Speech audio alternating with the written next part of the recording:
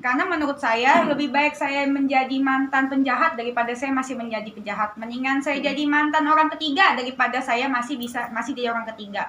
Sebenarnya kalau misalkan saya masih mau sama dia, bisa banget, gampang banget caranya. Kan kita udah 4 tahun. Udah 4 tahun bersama itu gampang banget caranya, udah putus nyambung itu udah biasa. Kalau memang saya mau balik sama dia, saya itu akan diemin aja. Baik, dia juga pasti akan balik lagi. Diemin aja gitu. Tapi saat waktu dia baik-baikin saya, abis berantem itu baik-baikin saya, minta angkat teleponnya apa segala macam, saya bacain ya. Waktu itu saya berantem sama dia, saya tuh udah mikir, duh kayaknya udah enggak lagi deh, ini udah bukan waktunya, udah 4 tahun gue membuang waktu gue sia-sia. Udah 4 tahun gue buang waktu gue sia-sia, dan itu kan udah sering terjadi berantem seperti itu, dan baik lagi, karena dasarnya memang jujur, saya nggak bohong, emang sayanya suka sama dia, emang sayanya terlanjur suka. Dan salah saya juga, saya nggak membenarkan diri saya bukan korban, saya juga pelaku.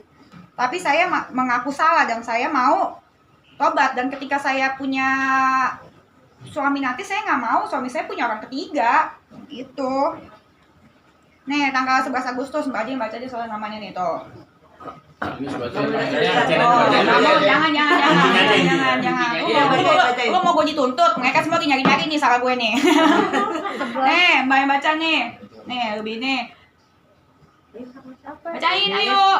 Denis, aku bawa telepon. Miss call. Denis, miss call. Kamu udah ngomong ke telepon aku ya? Miss call. Angkat telepon aku, Denis. Kita harus ngobrol. Nggak usah dibaca namanya siapa ya. Ya. Ya itu hal udah biasa. Dan aku kalau digituin, ya biasanya mau. Memang selalu mau. Dalam hati lubuk kecil pun aku mau. Tapi kan kalau cewek itu kan ketika hati bermain, logika mati ya. Alias cinta itu bikin goblok. Betul kan, Mbak? Cewek-cewek itu, iya kan? Begini, betul itu. Nah, kalau misalkan udah logika bodoh itu, gue selama 4 tahun udah mengalami itu. Jadi apapun salah yang dia perbuat, dia sama cewek lain depan mata gue selalu maafin. Karena gue pikir kalau dia sama depan gue sama cewek lain, palingan gue cuma karena lagi mabok gitu, segala macem. Logika gue mati. Tapi ketika ini 4 tahun ini, gue gak tahu kenapa, mungkin gue tuh sangat jauh dari Tuhan. Terus gitu ada saatnya yang gue pikir, gue gak bisa nih, sekarang gue juga udah umur berapa? Udah umur 31. Pas waktu gue baru kenal dia kan umur 26an gitu. Iya gitu. Itu tanggal berapa kalau dikasih tahu terakhir? Ini 11 Agustus 2022 lah. Berarti akhirnya dia mau hubungi karena Mbak Denis gak mau angkat lagi telepon ya? Iya, itu yang pas dia pulang dari Bangkok. Iya, dan langsung aku kirimin papan ke rumahnya. Kalau misalkan saya mau sama dia, saya masih mau. Saya bukan, dalam hati saya masih mau loh. Tapi otak saya udah mulai berpikir, dan ini gak benar. Gue mau sampai umur berapa? Masa gue mesti umur 60 baru gue gak sadar? Iya kan, tunggu gue masuk panti jompo baru gue sadar. Iya dong, jangan lah. Terus itu aja umur 30, kayaknya udah gak benar. Dan mungkin ini panggilan dari Tuhan juga buat gue. Terus udah gitu, akhirnya nyari-nyari. Akhirnya abis itu soalnya sebelumnya udah berantem tapi baikan lagi. Terus masa gini lagi gitu loh, masa masih balikan lagi semua sampai kapan? Terus itu saya melakukan sesuatu yang saya tahu saya tidak akan pernah dimaafkan. Karena dia orangnya gengsian kan, kelihatan dong gengsinya serangit. Secara kan dia kan keluarga orang kaya, ya kan, berpendidikan, terpelajar. Keluarganya konglomerat nggak sih? Termasuk konglomerat nggak sih dia?